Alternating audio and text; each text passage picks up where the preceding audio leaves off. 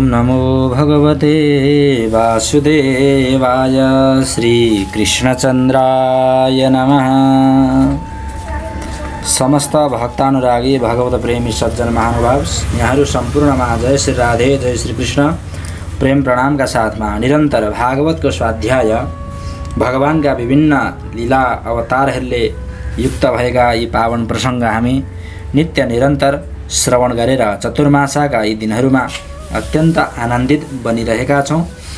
आज हामी क्रमशः 26औं भाग अर्थात् श्रीमद् भागवत महापुराण अन्तर्गत द्वितीय स्कन्धका 7औं अध्यायका प्रसङ्गलाई श्रवण गर्न उपस्थित छौँ। 7औं अध्यायमा भगवानका विभिन्न लीला अवतारहरूका चरित्र हामी श्रवण गर्नेछौँ। ब्रह्माजी वर्णन गरिराख्नु भएको छ। यत्रोद्यतः क्षितितलोद्धरणाय बिव्रत क्रौडीं तनुं सकलयज्ञमयीमनन्तः अन्तर्महार्णव उपागतमादिदैत्यं तं त्रयाद्रिमिव वज्रधरो ददार। अनन्त भगवानले प्रलयको जलमा डुबेकी पृथ्वीको उद्धार गर्नका लागि समस्त यज्ञमय वराह शरीर ग्रहण गर्नुभएको थियो। आदिदैत्य हिरण्याक्ष जलभित्र लड्नका लागि उहाँको सामुन्ने आयो। जसरी इन्द्रले आफ्नो वज्रले पर्वतहरूको पङ्ख चुचुराहरू काट्नु भएको थियो, त्यसै गरी वराह भगवानले आफ्नो धाराले त्यसलाई टुक्रा टुक्रा पारिदिनुभयो। फेरि उनै प्रभुले रुचि नामक प्रजापतिकी पत्नी आकृतिको गर्भबाट सुयज्ञको रूपमा अवतार ग्रहण गर्नुभयो। त्यस अवतारमा उहाँले दक्षिणा नामकी पत्नीबाट सुयम नामका देवताहरूलाई उत्पन्न गर्नुभयो र तीनवटै लोकका ठुला ठुला सङ्कट ग्रहण गर्नुभयो। यसकारण स्वयम्भू मनुले उहाँलाई हरिको नामले पुकार्नुभयो। नारदले कर्दम प्रजापतिको घरमा देवहूतिको गर्भबाट 9 बहिनीहरूका साथ भगवानले कपिलको रूपमा अवतार ग्रहण गर्नुभयो। उहाँले नै आफ्नी मातालाई त्यस आत्मज्ञानको उपदेश गर्नुभयो, जसबाट उनी यसै जन्ममा आफ्नो हृदयको सम्पूर्ण मल, तिनै गुणहरूको आसक्तिको सारा मैलो धोएर कपिल भगवानको वास्तविक स्वरूपमा प्राप्त हुन गइन्।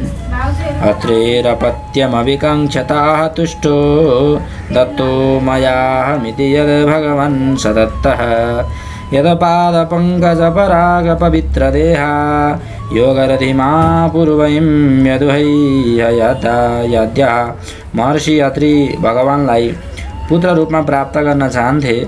उनीमाथि प्रसन्न भएर भगवानले उनीसित एक दिन भन्नुभयो कि मैले स्वयं आफूलाई नै तिमीलाई दिएँ। यस प्रकार अवतार लिएपछि भगवानको नाम दत्त अर्थात् दत्तात्रेय रहन गयो।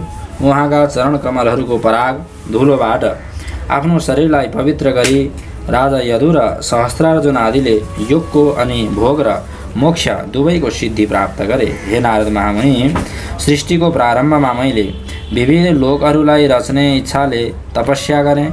मेरो त्यस अखण्ड तपबाट प्रसन्न भएर उहाँले तप अर्थात् भएको सन नामबाट युक्त भएर सनक, सनन्दन, सनातन र सनत कुमारको रूपमा अवतार ग्रहण गर्नुभयो। यस अवतारमा उहाँले प्रलयको कारण पहिलो कल्पमा बिर्सिएको आत्मज्ञानलाई ऋषिहरूका प्रति यथावत उपदेश गर्नुभयो, जसबाट तिनीहरूले तत्काल परम तत्त्वलाई आफ्नो हृदयमा साक्षात्कार गरे।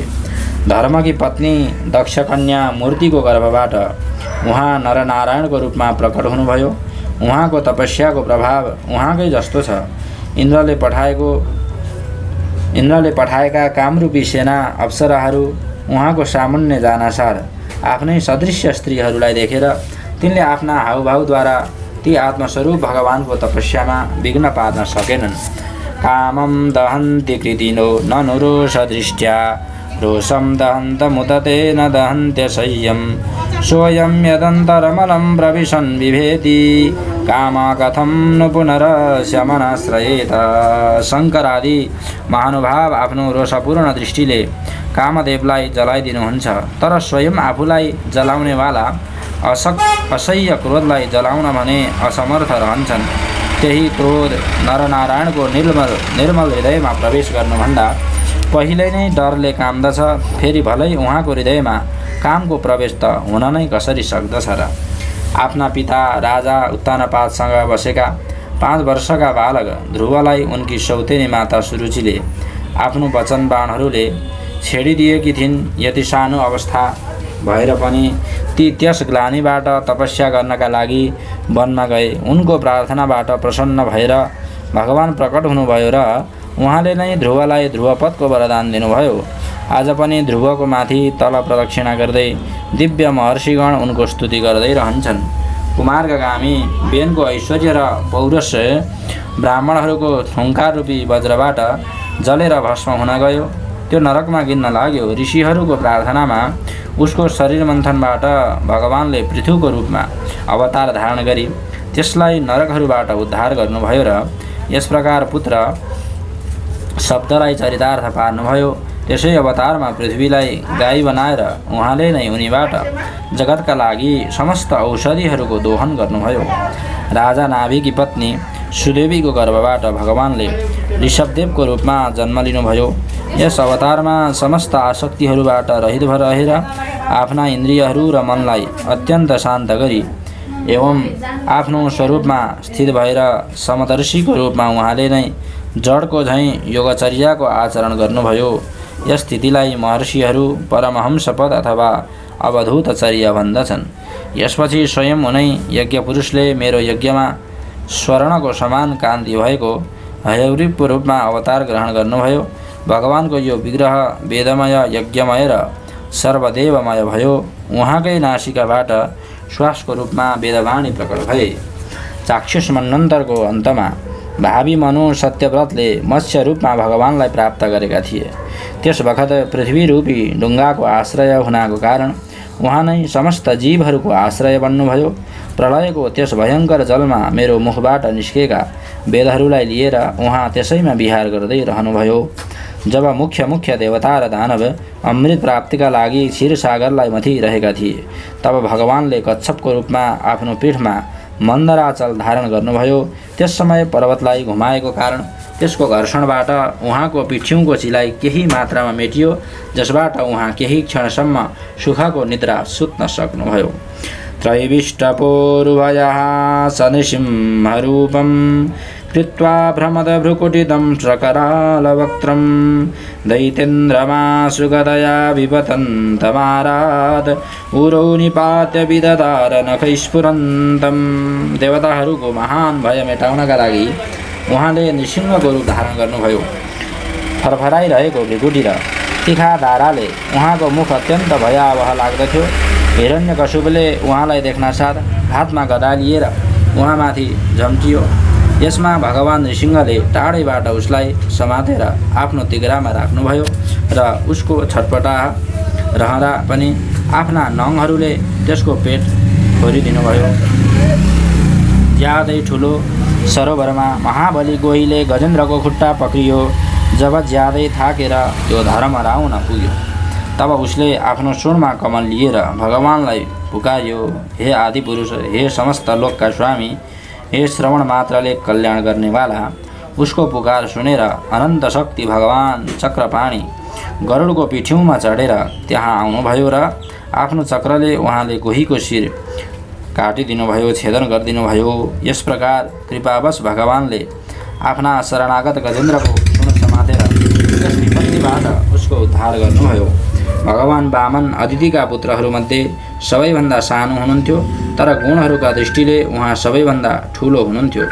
किनभने यज्ञपुरुष भगवानले यस अवतारमा बलिने सङ्कल्प छोड्नासाथ सम्पूर्ण लोकहरूलाई आफ्ना चरणले नै नाप्नु भएको थियो। वामन भनेर उहाँले नै 3 पाउ पृथ्वीको बहानाले बलि राजाबाट सारा पृथ्वी लिनुभयो। परन्तु यसबाट यो कुरा सिद्ध गरिदिनुभयो कि सत्मार्गमा हिँड्ने पुरुषलाई याचना बाहेक अरू कुनै उपायद्वारा समर्थ पुरुषले पनि आफ्नो स्थानबाट हटाउन सक्दैनन्, ऐश्वर्यबाट च्युत गराउन कदापि सक्दैनन्। नारथो बलेरयमुरु क्रमपाद शौच मापशिखा धृतव्रतो विबुधाधिपत्यं यो वै प्रतिश्रुतमृते न चिकीर्षदन्य दात्मानमङ्गशिरसा हरये भीमेने। दैत्यराज बलिले आफ्नो शिरमा स्वयं वामन भगवानका चरणामृत धारण गरेका थिए। यस्तो स्थितिमा उनलाई जुन देवताहरूका राजा इन्द्रको पदवी मिल्यो, यसमा बलिको कुनै पुरुषार्थ थिएन। गुरु शुक्राचार्यले इन्कार गर्दामा पनि उनी आफ्नो प्रतिज्ञा विपरीत केही गर्न तयार भएनन्। अरू त के, भगवानको तेस्रो पाउ पुरा गर्नका लागि उहाँका चरणहरूमा आफ्नो शिर राखेर उनले स्वयं आफूलाई समर्पित गरिदिए। तिम्रो अत्यन्त नारद महामुनिलाई सम्बोधन गर्दै ब्रह्माजी भन्नुहुन्छ, हे नारद, तिम्रो अत्यन्त प्रेमभावबाट परम प्रसन्न भएर हंसको रूपमा भगवानले तिमीलाई योग, ज्ञान र आत्मतत्त्वलाई प्रकाशित गर्ने भागवत धर्मको उपदेश गर्नुभयो। त्यो केवल भगवानका शरणागत भक्तहरूलाई नै सुगमतापूर्वक प्राप्त हुन्छ। उनै भगवान स्वयम्भू आदि मन्वन्तरहरूमा मनुको रूपमा अवतार लिएर मनुवंशको रक्षा गर्दै दशै दिशाहरूमा आफ्नो सुदर्शन चक्रको समान तेजबाट बेरोकटोक निष्कण्टक राज्य गर्नुहुन्छ। तिनै लोकहरूको माथि सत्यलोकसम्म उहाँको चरित्रको कमनीय कीर्ति फैलिन जान्छ र त्यसै रूपमा उहाँ समय समयमा पृथ्वीको भाराभूत दुष्ट राजाहरूको दमन पनि गर्दै रहनुहुन्छ। स्वनामधन्य भगवान धन्वन्तरी आफ्नो नामबाट नै ठुला ठुला रोगीहरूको रोग तत्काल नष्ट गरिदिनुहुन्छ। उहाँले नै अमृत पियाएर देवताहरूलाई अमर पारिदिनुभयो र दैत्यहरूद्वारा हरण गरिएको तिनका यज्ञभाग तिनैलाई फेरि दिलाइदिनुभयो। उहाँले नै अवतार दिएर संसारमा आयुर्वेदको प्रवर्तन गर्नुभयो।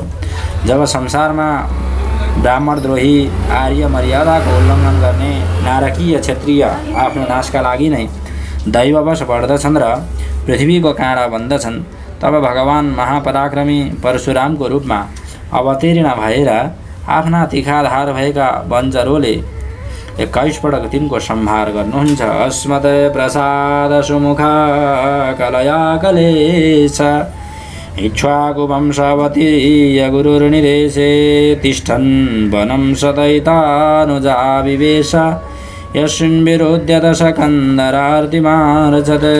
मायापति भगवान हामीमाथि अनुग्रह गर्नका लागि आफ्ना कलाहरू भरत, शत्रुघ्न, लक्ष्मणका साथ श्रीरामको रूपमा इक्ष्वाकुको वंशमा अवतीर्ण हुनुभयो। यस अवतारमा आफ्नो पिताको आज्ञाको पालन गर्नका निम्ति आफ्नै पत्नी र भाइका साथ उहाँ वनमा निवास गर्नुभयो। त्यसै बेला उहाँसित विरोध गरी रावण उहाँकै हातबाट मर्यो। त्रिपुर विमानलाई जलाउनका लागि उद्यत शङ्करको समान जुन बेला भगवान राम शत्रुको नगरी लङ्कालाई भस्म गर्नका लागि समुद्र तटमा पुग्नुभयो, त्यस बेला सीताको वियोगको कारण बढेको क्रोधाग्निले उहाँका आँखा यति राता भए कि उहाँको दृष्टिबाट नै समुद्रका माछा, सर्प र गोही आदि जीव जल्न थाले र डरले थर्र काम्दै गरेको समुद्रले झट्टपट्ट उहाँलाई मार्ग दिए। भगवान श्रीरामचन्द्रको त्यो अवस्थालाई देखेर समुद्र पनि भयभीत भएका थिए। जब रावणको कठोर छातीसित ठोकिएर इन्द्रको वाहन ऐरावतको दाँत धुलो पिठो भएर चारैतिर फैलिएको थियो, जसबाट दिशाहरू सेता हुन गएका थिए, तब दिग्विजय रावण घमण्डपूर्वक गम्केर हाँस्न लागेको थियो।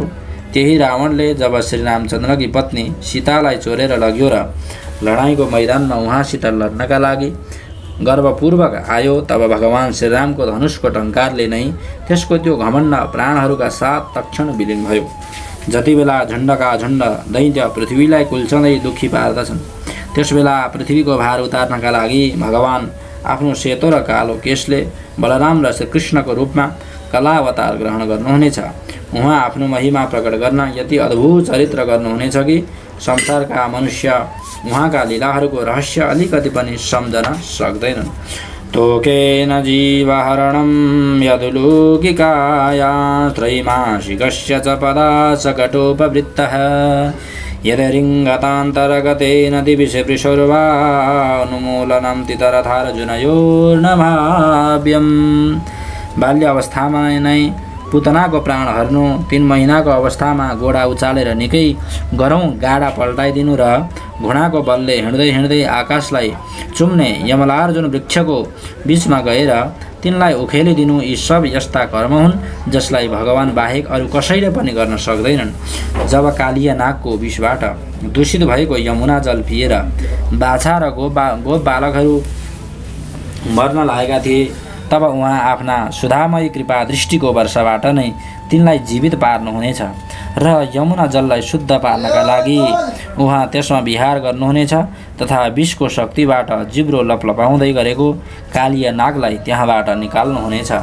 त्यसै दिन रातमा जब सबै मानिसहरू त्यही यमुना तटमा सुत्नेछन् र दावाग्निले आसपासका मुजको वन चारैतिरबाट जल्न लाग्दछ, तब बलरामका साथ उहाँ प्राण सङ्कटमा परेका ब्रजवासीहरूलाई तिनको आँखा बन्द गराएर त्यस अग्निबाट बचाउनेछन्।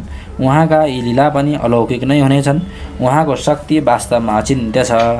उहाँकी माता उहाँलाई बाँध्नका लागि जुन जुन डोरी ल्याउनेछिन् ती उहाँको पेटमा पुग्दैनन्, 2 अङ्गुल छोटा हुन्छन् तथा हाई गरेको समयमा श्रीकृष्णको मुखमा 14 भुवन देखेर पहिला त यशोदा भयभीत हुन जान्छन्, तर फेरि उनी सम्हालिन्छन्। उहाँ नन्द बाबालाई अजिङ्गरको भयबाट र वरुणको पासबाट छुटाउनेछन्। मयदानवको पुत्र भीमासुर जब गोपाल बालहरूलाई पहाडको गुफाहरूमा बन्द गरिदिन्छ तब तिनलाई त्यहाँबाट बचाउनेछन्।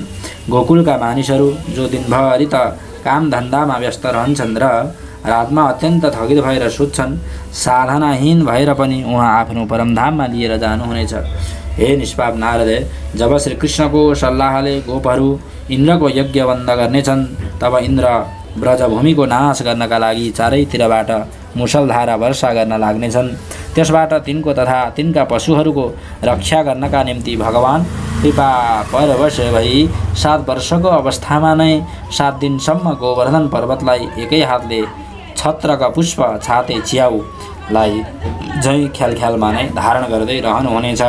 क्रीडन् वने निशि निशाकर रश्मि गौर्यां रासोन्मुखा कलपदायतमूर्छितेन उद्दीपित स्मररुजं व्रजभृतवधूनां मर्दुर्हरिष्यति शिरोधनदानुगस्य। वृन्दावनमा विहार गर्दै रास गर्ने इच्छाले उहाँ रातको समयमा जब चन्द्रमाको उज्जवल चाँदनी चारैतिरबाट फैलिरहेको हुनेछ तब आफ्नो बाँसुरीमा मधुर सङ्गीतको लामो तान छोड्नुहुनेछ। त्यसबाट प्रेम विवश भएर आएका गोपिनीहरूलाई जब कुबेरका सेवक शङ्खचूडले हरण गर्नेछ तब उहाँ उसको शिर काट्नुहुनेछ। अरू पनि धेरैभन्दा धेरै प्रलम्बासुर, धेनुकासुर, बकासुर, केशी, अरिष्टासुर आदि दैत्य, चाणुर आदि पहलवान, कुवलयापीड, हात्ती, कंस, कालयवन, भौमासुर, मिथ्या वासुदेव, साल्व, द्विविध, बानर, बलबल, दन्तवक्त, राजा नग्नजितका 7 गोरु, सम्मरासुर, विदुरथ र रुक्मी आदि तथा काम्बोज, मत्स्य, कुरु, कैकय र सृञ्जय आदि देशका राजाहरू एवं जति पनि योद्धा धनुष धारण गरी युद्धको मैदानमा सामुन्ने आउनेछन् ती सब बलराम, भीमसेन र अर्जुन आदि नामहरूको आडमा स्वयं भगवानद्वारा मारिएर उनैको धाममा जानेछन्। समयको चक्रले मानिसहरूको बुझाइ कम हुन जान्छ, आयु पनि कम हुन थाल्दछ। त्यसबेला जब भगवान देख्नुहुन्छ कि अब यिनीहरू मेरो तत्त्वलाई बताउने वेदवाणीलाई बुझ्नमा असमर्थ हुँदै गइरहेका छन्, तब प्रत्येक कल्पमा सत्यवतीको गर्भबाट व्यासको रूपमा प्रकट भएर उहाँ विभिन्न शाखाहरूको रूपमा वेदरूपी वृक्षको विभाजन गर्नुहुनेछ।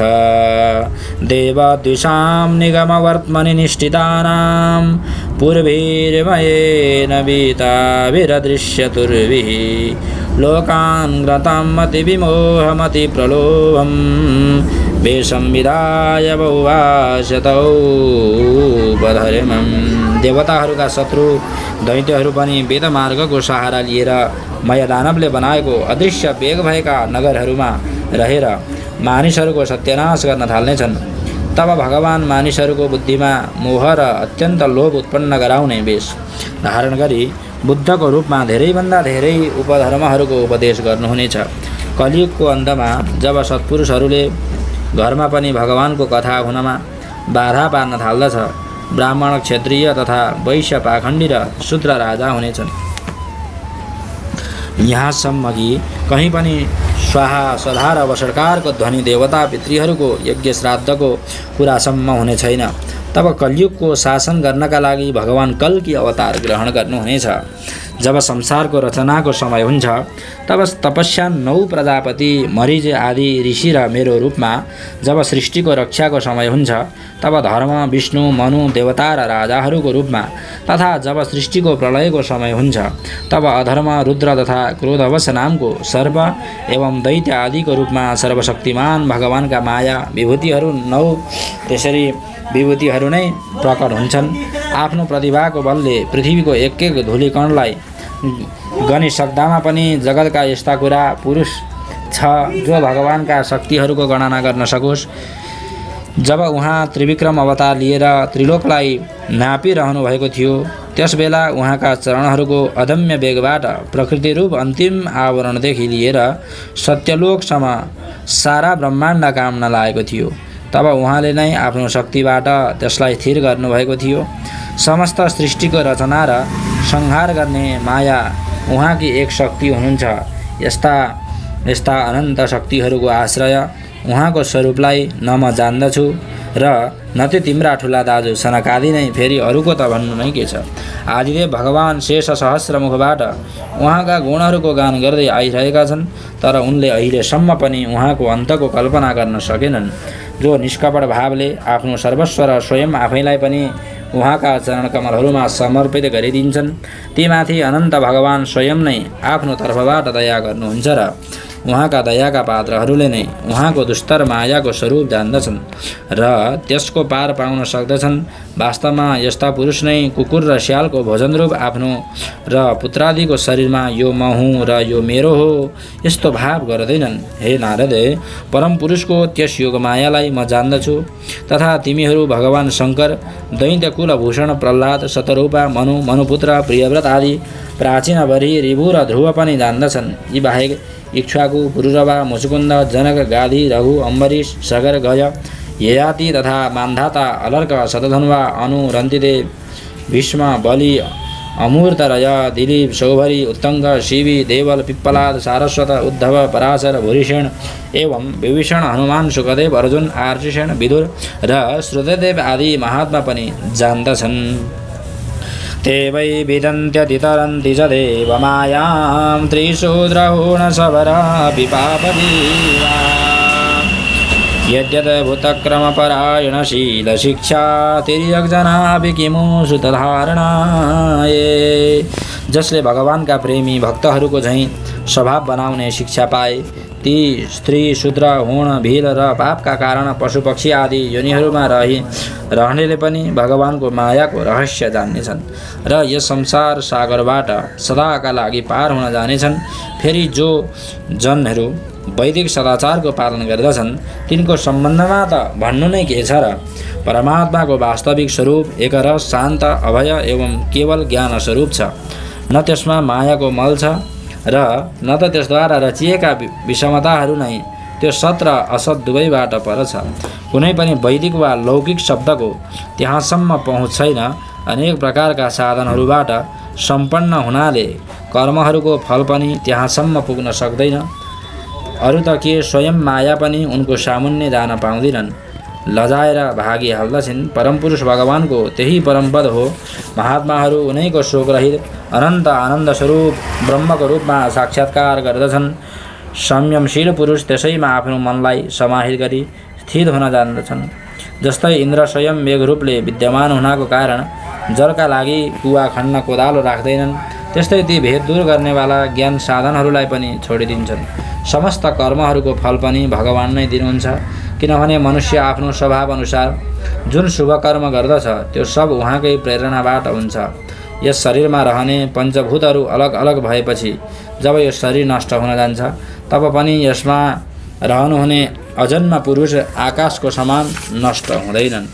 सोयम ते विहितस्तात भगवान् विश्वभावना समासेन हरे नान्यत अन्यस्मात् सदसच्चयत। हे पुत्र नारदे, सङ्कल्पबाट विश्वको रचना गर्नुहुने षडैश्वर्य सम्पन्न श्रीहरि भगवानको मैले तिम्रो सामु संक्षेपले वर्णन गरेँ। जे जति कार्य, कारण अथवा भाव अभाव छ त्यो सब भगवानदेखि भिन्न छैन। फेरि पनि भगवान त यसबाट पृथक पनि हुनुहुन्छ नै। भगवानले मलाई जुन उपदेश दिनुभएको थियो त्यो यही भागवत हो। यसमा भगवानका विभूतिहरूको संक्षिप्त वर्णन छ। तिमी यसको विस्तार गर नारद। जुन प्रकार सबैका आश्रय र सर्वस्वरूप भगवान श्रीहरिमा मानिसहरूको प्रेममय भक्ति हुन्छ यस्तो निश्चय गरी यसको वर्णन गर, तिमीले विस्तार गर, यो ज्ञानको तिमीले प्रचार गर हे बाबु नारद। मायां वर्णयतो मुष्या ईश्वरस्यानुमोदितः मोदतः शृण्वतः श्रद्धया नित्यं माययात्मानमुह्यति। जुन पुरुष भगवानको अचिन्त्य शक्ति मायाको वर्णन वा अरूद्वारा गरिएका वर्णनको अनुमोदन गर्दछन् अथवा श्रद्धाका साथ नित्य श्रवण गर्दछन्, तिनको चित्त मायाबाट कहिल्यै मोहित हुँदैन भनेर यसरी श्रीमद्भागवत महापुराण द्वितीय स्कन्द अन्तर्गत सप्तम अथवा सातौं अध्यायमा भगवानका अवतारहरूको वर्णन गरेका प्रसङ्गलाई नारद समक्ष ब्रह्माजीले सुत पौराणिकले शौनक आदि गरेका ऋषिहरू समक्ष यी पावन प्रसङ्ग श्रवण गराउनु हो। हामीले पनि आज भगवानका अवतारहरूका चरित्रलाई श्रवण गर्न पायौँ भन्दै आजका कथा प्रसङ्ग उनै भगवान श्रीकृष्णका चरण कमलमा अर्पण गर्दै विश्राम गरौँ। हरे नमः कृष्णाय वासुदेवाय हरे परमात्मने प्रणतक्लेशनाशाय गोविन्दाय नमो नमः। तत्सत् श्रीकृष्णार्पणमस्तु।